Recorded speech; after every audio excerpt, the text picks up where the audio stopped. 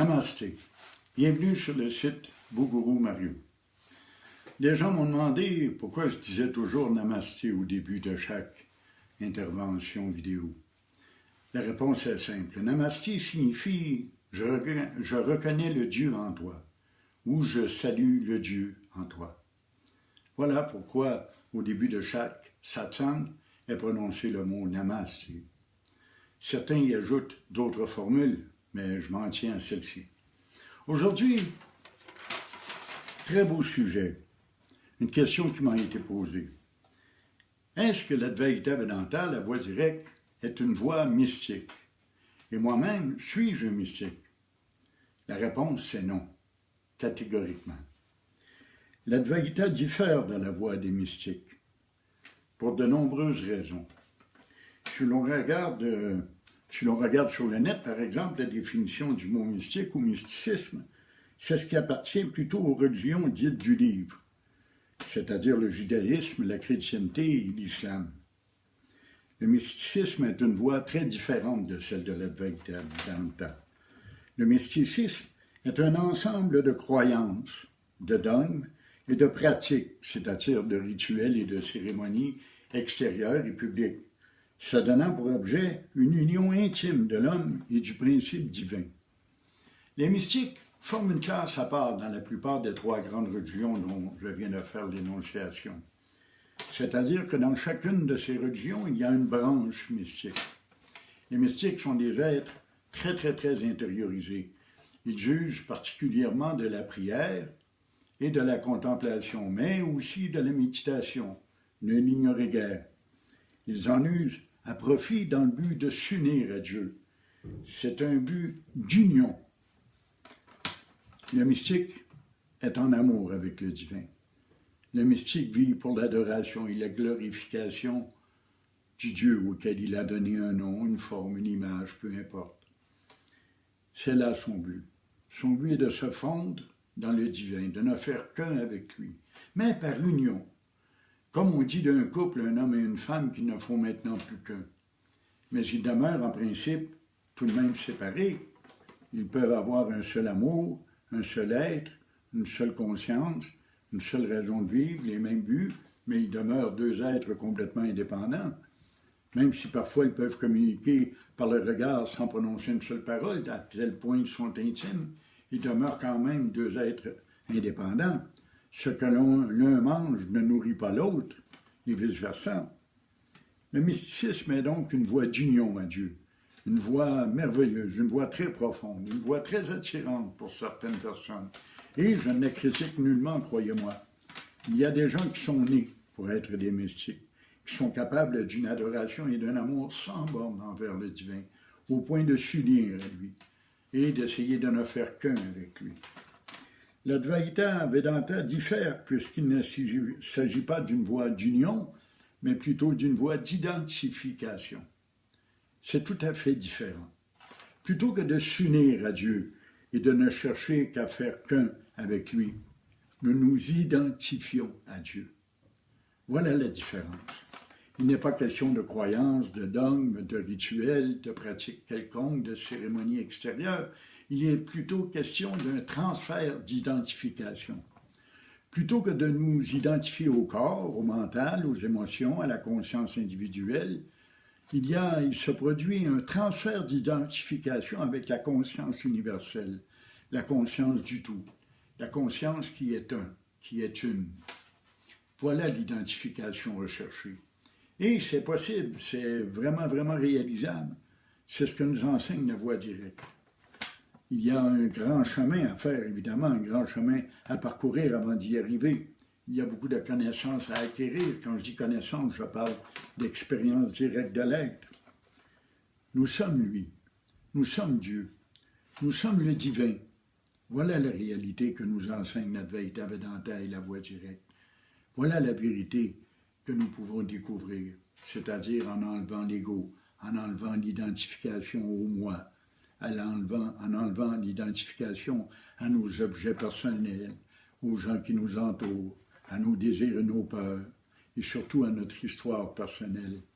Lorsque ces éléments laissent place à une identification à la conscience universelle, nous appelons ces êtres des êtres éveillés, comme Bouddha. Le mot Bouddha veut dire l'éveillé. On parlait de Gautama, son vrai nom. Gautama Bouddha, Gautama l'éveillé. Voilà le même cheminement que nous suivons. C'est semblable, certes, mais c'est le chemin de la méthode, la voie qui diffère. Alors que le mystique use de prière et de contemplation et parfois aussi de méditation, nous userons principalement de méditation et de façon intensive. Mais non seulement de méditation, mais également d'une présence à l'ici et maintenant, d'une attention soutenue et générale à ce qui est, à ce moment même, à ce moment précis. Voilà la méthode qui va être enseignée dans l'Advaita Vedanta. Voilà la pratique que nous devons faire nôtre pour connaître la réalisation spirituelle.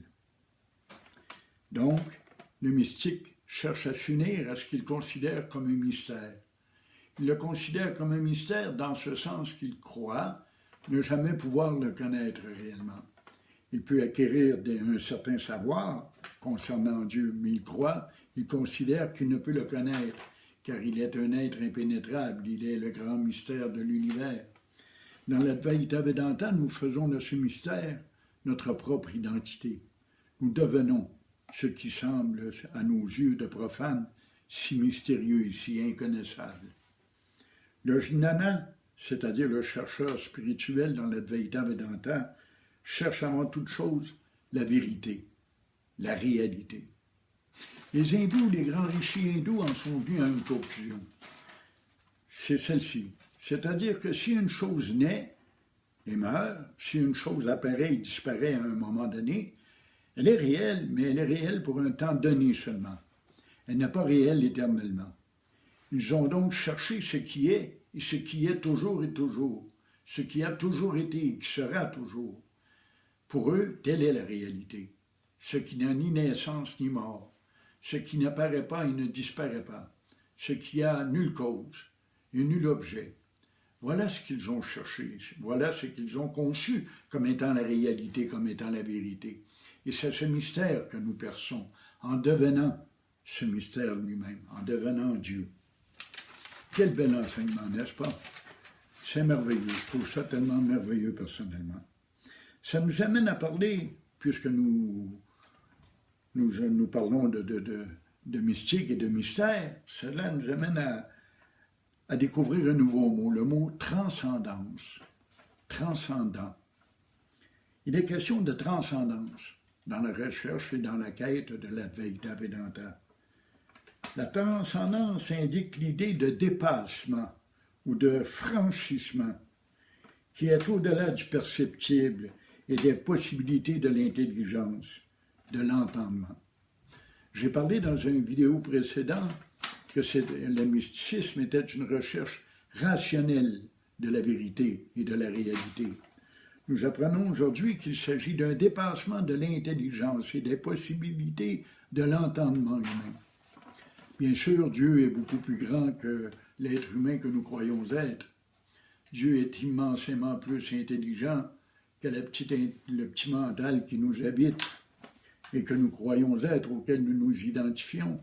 C'est un mystère, bien sûr, c'est un mystère, mais nous pouvons dépasser le corps, le mental et les émotions. Nous pouvons transcender cette identification à la matière.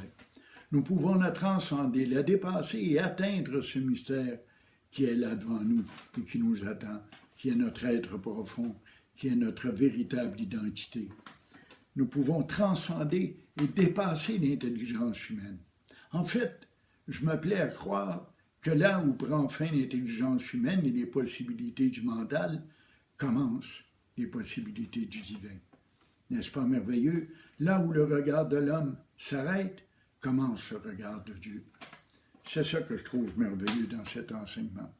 On peut transcender nos propres possibilités, notre propre entendement, et connaître quelque chose, un état d'être, un état d'identité encore plus grand.